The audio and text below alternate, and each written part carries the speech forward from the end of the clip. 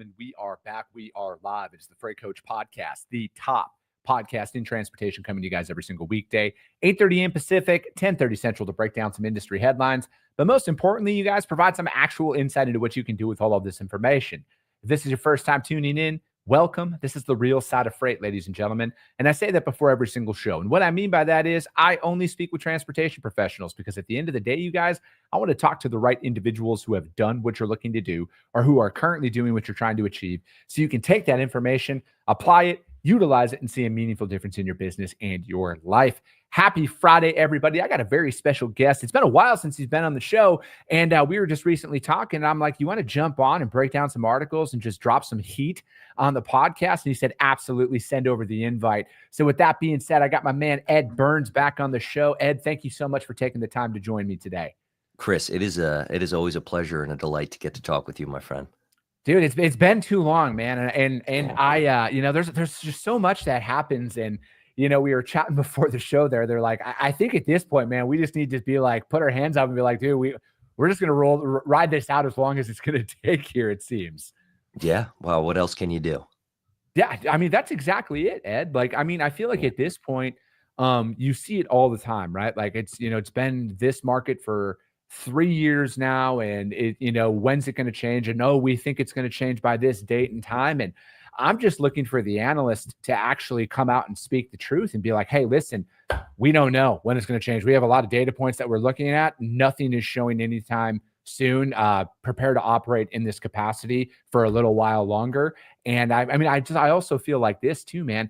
If you're surviving at this point, you might not be making the amount of money that you want to be making. But if you're able to survive in a market like this, and especially in a prolonged down market, you're going to kill it when things change, right? Like that means that you are that operator that we all think that we are, right? When we're going about it, because if you're staying profitable right now, man, I think like you got to look for the silver lining in some of these situations. Yeah, I think so, Chris. I mean, I do think there are some operators out there who still don't necessarily know their costs and are just kind of relying on the fact that the bank doesn't want to take their equipment. I think there's still an element of that. But there are a lot of good fleets out there who their attitude is definitely like, hey, let's hang on. We're going to be okay.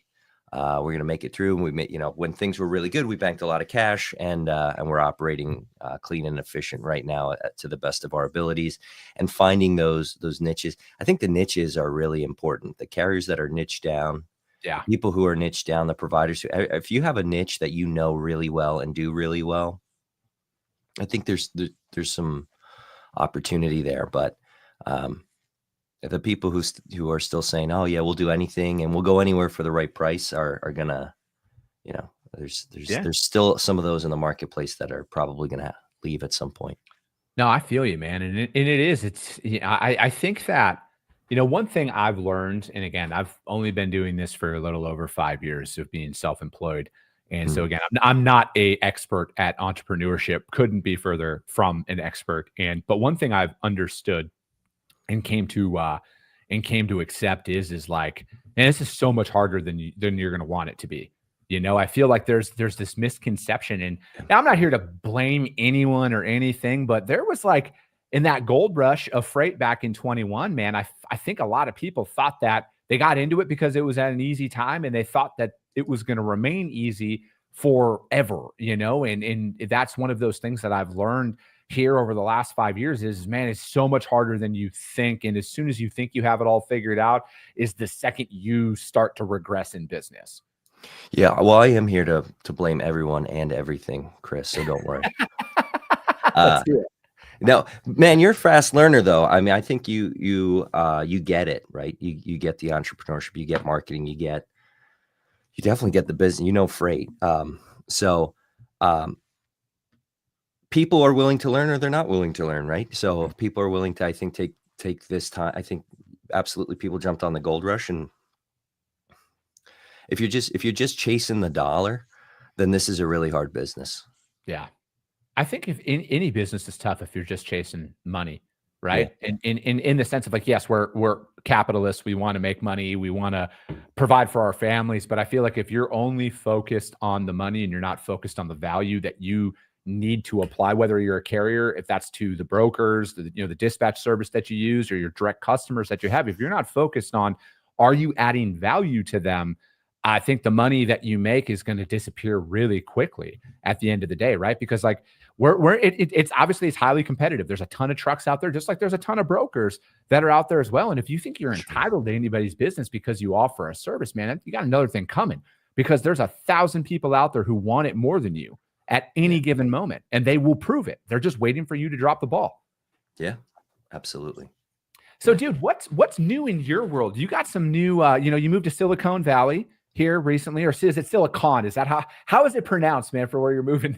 I think it depends where you're going. I'm, yeah, little parody there. There. Yeah, we do have a technology now. We really wanted to digitize our business model at Burns Logistics, and that's got together with some friends. And we were just talking about some of the pain points in the industry, and came up with what we hope is a good solution, and so far is proving to be, and that's called True Signal. And it's like a dating app for shippers and carriers to find each other and fall in love on contract freight opportunities. So the marketplace didn't need another load board or a spot market or anything transactional. This is for repetitive, recurring freight, and for fleets that they're landing 5-10 trucks a day or a week in a given marketplace, and they're looking to get back home. They can post that capacity, and it's not speculative. It's not based on where they used to run or typically run or have run in the past. Because that's good data. But this is a place where carriers can say, this is where I have available actual capacity. So, yeah. So what kind of caused this? Was this just you, obviously, taking over family business and everything? Was it your kind of desire to digitize a little bit of your guys' operations, or was it coming from the carriers that you guys are out there representing in the market? They're like, hey, what can we do to just kind of get in direct contact from that regard? Or was it just kind of like, we need to do something here to get that direct connection for drivers out there who know their business, know that they have, maybe they have a contracted lane from Philly down to Richmond, Virginia, and they have 5 trucks down there every single Tuesday, and they're struggling to get consistency back up without having to deadhead? Was that kind of those conversations that led for the development of this? Because dude, it's a great tool at the end of the day, man. As a broker, I see stuff like this that come up, and I'm like, dude, I don't have all the freight in the world for my carriers. I have great carriers out there that we wish we had more freight for, to keep them running nonstop. And there's a lot of opportunity that's out there, and anything to help these guys find that consistency that they need to stay in business. Nobody ever goes broke by wanting others to succeed, right? Like, that's a fallacy that's out there. Yeah. Well, exactly. There's enough freight for everybody who does a good job, right? So I think there's a lot of room in the marketplace, even in a down market, right? We're still looking at like close to $1 trillion of freight moving every year. Yeah. It's an enormous marketplace, and it cannot be understated. A couple things. One, a lot of the technologies that I've seen have focused on the transactional market, and that makes sense. It's high friction, but my guess would be over 80%. Just playing some Pareto principle numbers here. Over 80% of the technologies that deal with freight procurement or sourcing or sales are focused on the transactional market, load boards of various types, and then it's high friction. Makes sense, but that's like 20% of the freight. Yeah, that's moving. So like 80% of the freight, I think, it was underserved, and that's the repetitive contract freight. And so a lot of carriers were saying, look, I want to work. A lot of carriers say, I would like to work with XYZ customer. And the problem that we're having right now, especially in this marketplace, and it's always kind of a problem, but it's prolonged now, certainly is, transportation managers and people who are making purchase decisions for a company that would be classified as a shipper, they are getting solicited out the wazoo, right? So I talk to, look, Ed, I'm getting 50 to 60 calls a day. I'm sure there's a good provider in here for me. What do I do with that though? Because I just need to know, where do you, and the calls are like, hey, where do you need help? I don't have time to tell you where I need help. Okay. Well, I can service this location. I don't need help out of that location. So where are there actual pain points? Like this is how you get in whatever your service offering, if you can identify real pain points Mhm. with a solution that you offer, then we're at least onto something, right? If we can make Yeah. a problem go, growing up, my dad was like, make problems go away. I'm Yeah. like, Dad, are you trying to get rid of me? Because I'm the problem. Yeah. No, I'm just kidding.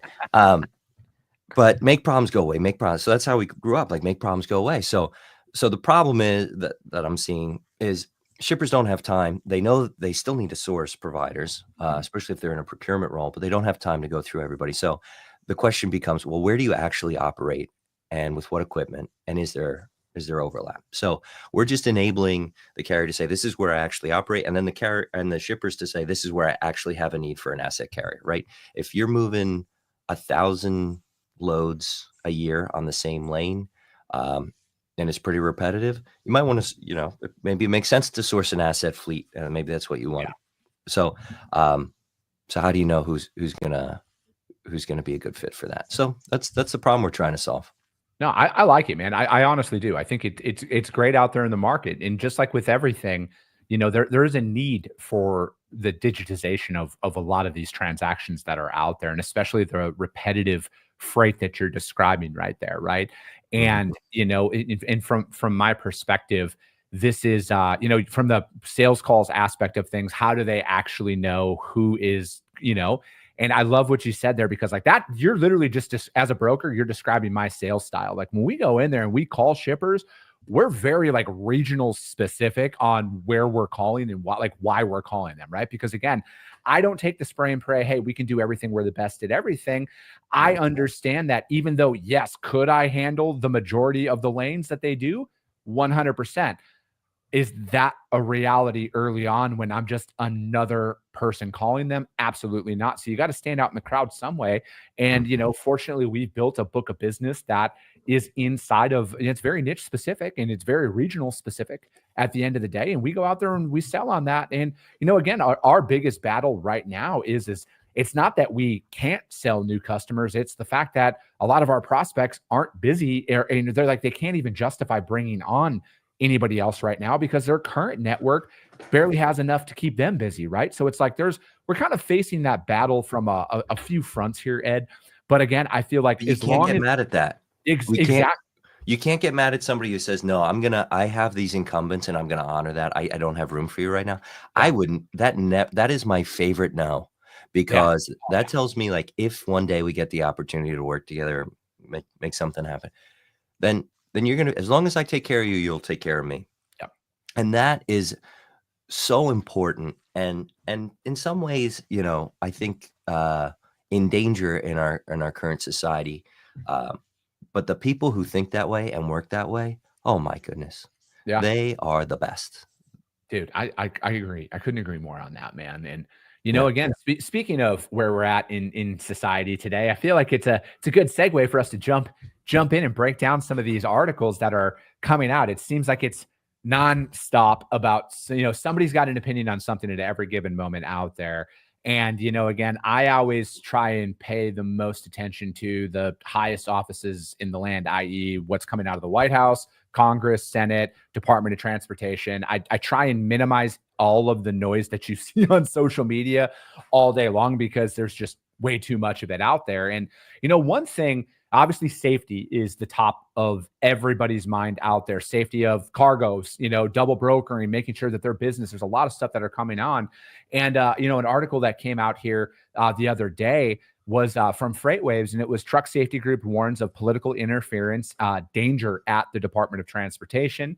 New enforcement rights proposed for truck drivers and trucking companies under investigation will create a chilling effect within the federal government at the expense of safety. Crash advocates warn out there, responding to the notice of proposed rulemaking issued by the DOT. The Truck Safety Coalition, which represents victims of truck crashes and their families, emphasized this enforcement rights provision as particularly troublesome.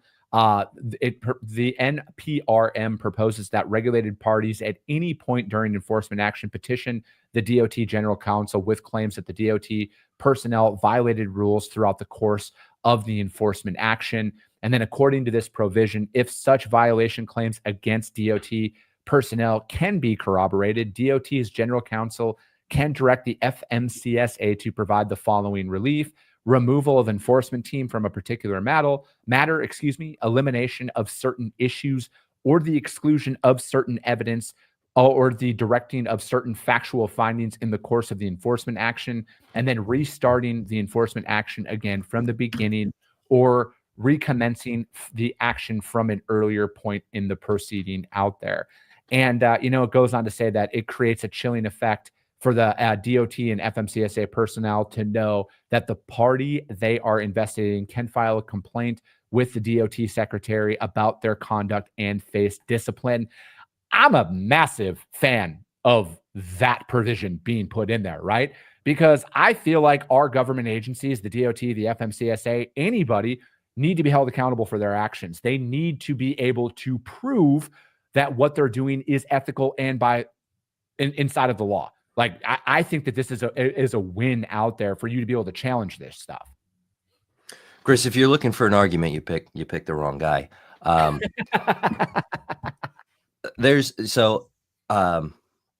truck crash is bad. Yes. Yes. Right. Like nobody's arguing that. Right. Do we want the roads to be safer? Yes. Obviously. Do we want bad actors off the road? Yes, of course. If someone is negligent and commits harm, whether intentionally or not, should something happen? Should there be repercussions for their actions? Yes, absolutely. Should the United States, should our government agencies be held accountable, and should people have recourse to defend themselves in the case that they are targeted? Oh my goodness, yes, at all levels, at all times, and under every administration. Yes. This doesn't sound that bad to me.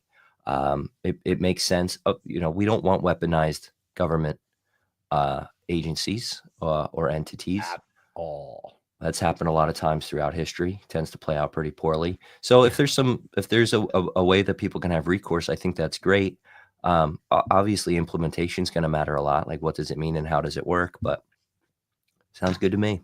Yeah, I mean, I look at it as their rebuttal is do they lose their effectiveness to investigate violations and everything, and I don't feel that way at all, right? But I feel like, again, what's that one line, Ed? I forget how it goes.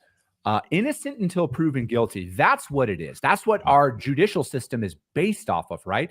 And again, everything that you said there is very, very accurate, right? I want the safest roads out there. I want everything I really want the DOT and the FMCSA to do their actual job, as opposed to holding another study about this, because I personally blame them for the double brokering and fraud situation that we're in right now. It is 100% a federal problem. All right. I'm just going to say that out there. This is the freight coach's stance. Fraud, double brokering is being, they're letting it happen at the FMCSA and the DOT based on their refusal to change. Otherwise, there wouldn't be 800 different companies at one single address in the state of Wyoming. Just putting that out there. You can do your own research on that. We don't have time for that. But again, you need to be able to challenge the results of the investigation. I feel like any authoritarian style judgments of, this is what we found, this is what happened, this is the end of it, you are now out of business, you've lost everything. I don't vibe by that at all. And then the amount of money you spend fighting that in court, we could have plenty of transportation lawyers come on here and talk about this stuff. But again, I feel like this is a win for people to actually, I actually think that this is going to make them do their job the right way this time, because they won't want to be held accountable in the sense of people putting a rebuttal out there. I feel like this is actually going to cause them to more thoroughly investigate these things, as opposed to take the typical bureaucratic route, which is, I'm going to put my feet up and do as little as possible because I'm tenured at this point and they can't do anything about it. Yeah, I mean, and if implementation doesn't work out, then you look at the process and figure out ways to adjust it to make it work more effectively. Like, it's not that complicated. Dude, I agree on that. And, again, if you guys want to check that article out, you guys go into freightwaves.com. Truck Safety Group warns of political interference danger at the DOT. Check that one out, you guys. I'd love to hear your opinion on it, but I think that's a win for trucking out there. I mean, heaven forbid the government does their job, but that's a conversation for another show. Speaking of the government, we're going to go on to another just constant revolving door here, and that's tariffs, right? Well, I'm not here to talk if tariffs are good or not for anything right now, but I want to talk about its effect on the transportation industry because that's what we talk about out here. This article was from ttnews.com, and Trump prepares for a new round of tariffs that are going on out there. Again, I think this is a good segue for me to say I want the United States of America to flourish in any and all way possible. I want our economy to flourish. I want to see American goods back on the shelf and at the levels that they once were. I truly believe in making and then again, because this is a direct positive impact on our industry. I want to make trucking great again. I want to make, American steel and American products. I believe in that. But what I don't like is where we're kind of at with a lot of the flip-flopping back and forth, right? Again, I'm not here to say if anybody's style is right or wrong, but I feel like the implications that are being felt on the small businesses who are potentially sourcing their goods offshore. I've read enough articles now to where I'm like, hey, if we're going to do this tariff thing, why don't we stick our flag in the ground on what we're going to do and stay there as opposed to the flip-flopping and kind of go from there. What are your thoughts on some of this stuff, Ed? Yeah, it's like Michael Scott said, snip, snap, snip, snap, snip, snap. I mean, I have a lot of thoughts on a scale of 1 to Chippendale. How nuts do you want me to get here? Dude, do you, man? I will go with it. Let's roll. Well, so tariffs, I think tariffs conceptually are a very good thing. And they, for the first, almost 100 years of American history, that was pretty much the primary tax revenue source. I think it's very dangerous when we engage in these conversations to conflate the idea of this thing with the person from whom it's coming, right? So, if we come in and say Trump bad, ergo tariffs are bad and evil, it's probably not right. The thing is the thing, the man is the man. And I think we need to create that dissidence in our minds when we engage in these things. The reality is, in an economy, and this is my understanding, and I'm not an economist by any means, but we have a very dangerous economic situation with an incredible amount of debt. Yeah. And it's going to break. And the question is, like, is it going to be a controlled break where we as a nation face this debt and address it? And are we going to you cannot have a healthy economy if you don't have real money, and we don't have real money. The fact that in 2020 our money supply was increased by 40%, that means that, and then we talk about inflation for the next 5 years like it's a surprise. Yeah. Our purchasing power, a decision was made that our purchasing power would go down by at least 40%. And now maybe there's a tail on that for that to play out, certainly, but the economy is very fragile. The supply chain is very fragile. And if our dollar isn't pegged to anything and we can always just print more, then tariffs, taxes, whatever the conversation is, we can have that conversation, but we need to do so keeping in mind that inherently our currency is broken. So tariffs, I think on a very practical level, something is going to have to hurt at some point for us to fix our economy. Mm-hmm. Which is not good, and it's not going to be pleasant. But the reality is it's going to have to happen in some way, somehow. So I don't think tariffs are helping trucking right now by any means. Mm-hmm. And the reason, because there's so much uncertainty and so much of our economy is emotion-based, right? People buy and sell emotionally. We pretend to be rational, but we're not. We're emotional. At all. Yes, I agree. Right. So people are scared right now. And so people are making scared decisions, which is play it safe, which is don't buy stuff you don't need and don't make stuff you don't need and don't invest in stuff that you don't need. So I think there's a lot of that going on. So freight is soft, and until more stuff starts moving, freight will remain to be soft unless there's an incredible exodus of capacity in the marketplace. I want people to start pragmatically listening to what is being said out there and stop thinking like Uber Eats, I can order it and get it today, or Amazon same day delivery with the talk of tariffs and reshoring production here to the United States. We need to start thinking in terms of 20, 30, 40 years in regards to the positive implications that can come down from this. And, again, I feel like as an individual, you need to read both sides of the opinion piece here. You truly do, right? Like it's the best thing.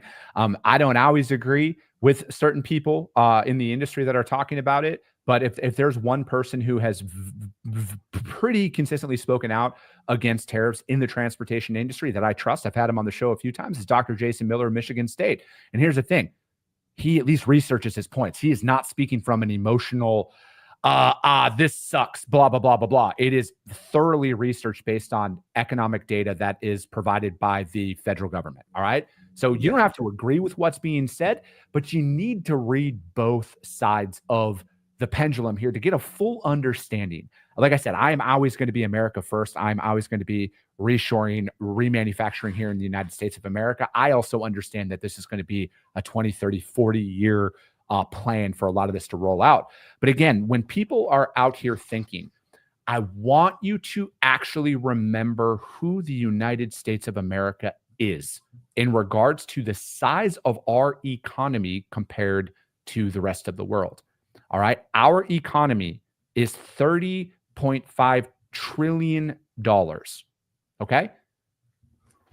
The second one is China. They're at 19 trillion. All right. Not saying that that's a small number, but again, here, China's economy is solely based on US consumption for the most part, right? Not solely. That you could use that against me. For the most part, the majority of China's economy is based on be produced there and then sold to the United States of America because we're a consumer society. There's nothing you can really argue against that. But again, we sit here and it's almost like we forgot who we are as a country. And I'm not saying that we take that and we go around and bully other countries to do what we say. I'm taking that from the stance of like, we need to Ed's point, we got a lot of debt.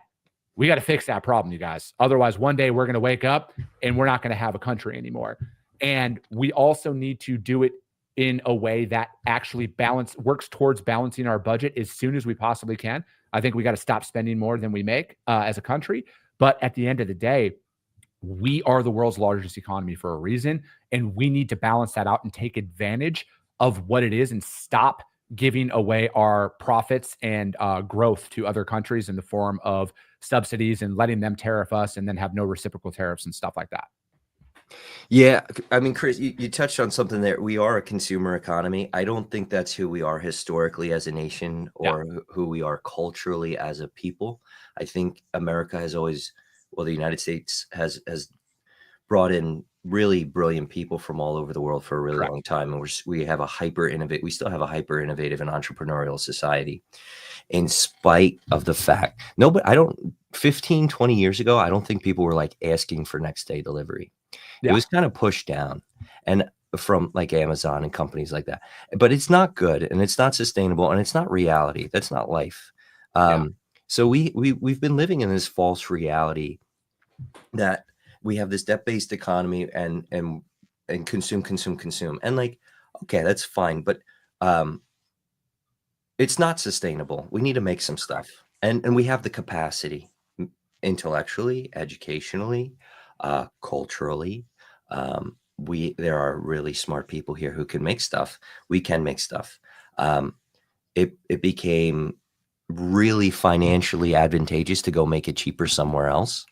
And then, we talk, we need fair trade and we need to, have a global economy and, it's a globe. We live on a globe. And it's like, well, okay, that's fine. But we can make stuff here and we don't need to buy crap. We don't need to buy cheap crap, which is what we are addicted to societally. So, I mean, there's a part of me that struggles when I talk about this because, I mean, some of trucking runs on moving cheap crap from, but it's not good for us. And oh, it's a service-based economy. Oh, but we have the capacity to make things here, and I think we can make some really cool things here again one day. I was just doing some research yesterday. I don't have anything like ready to, but how much would it take to replace all this stuff made in China in your house, right? And I'm coming up with like, if you can, and there's certain things that would be like your iPhone would be really hard right now. Yeah. Which everybody has, most everyone has one. Any sane person has an iPhone anyways. Yeah, exactly. Everyone on an Android should be institutionalized, and that's another show, but yeah. Okay. But I mean, you're looking at 4 or 5 times what you spent easily. Like for every $1,000, you have to spend $5,000 to replace it with American or North American. And when I couldn't find, that's what I'm finding so far. I'd be interested if somebody smarter and better at these sorts of things came up with, has something different. But so it's significant, it's expensive, and it's like, well, how do you do that? And just to know that technology is inherently deflationary. So the price of goods will go down naturally as technology advances. So we have deflationary technology. So your phone should get cheaper, your computer should get cheaper, getting things done via digital tools should get cheaper. But at the same time, we have inflation. And so like these two things are battling each other. So that's why home prices are doubling like every 10 years. So I think these are things we should be aware of, but we have to decide as a society, where do we want to go and how much pain are we willing to take in the process to get us to a better place. Dude, I agree. We're going to have to save this for another show. I'm going to have you back on soon because I enjoy talking with you, Ed. It's always great to have you on, man. And I knew you got a day job just like all my guests, so I like to try and keep these right at that 30-minute mark, man. How does anybody reach out to you guys, though, to find out more about what you got going on now? Awesome. The new company, well, you can always find me on LinkedIn, Ed Burns on LinkedIn, TRUSYGNAL. TrueSignal.com. We misspelled it because that's what tech people do. Yes, I love it. And if you guys can't find Ed or True Signal out there, hit me up. I'll gladly put you guys in direct contact with them over there. But that will be it for today, ladies and gentlemen. As always, if you got value in what you heard, subscribe to the show, you guys. And if you're feeling really ambitious after this one, rank the show on iTunes and Spotify, because if you see value, your network's going to see value as well. I appreciate you guys. I love you guys. And we'll be talking to you soon. Came back with a bang, window down, yelling out money.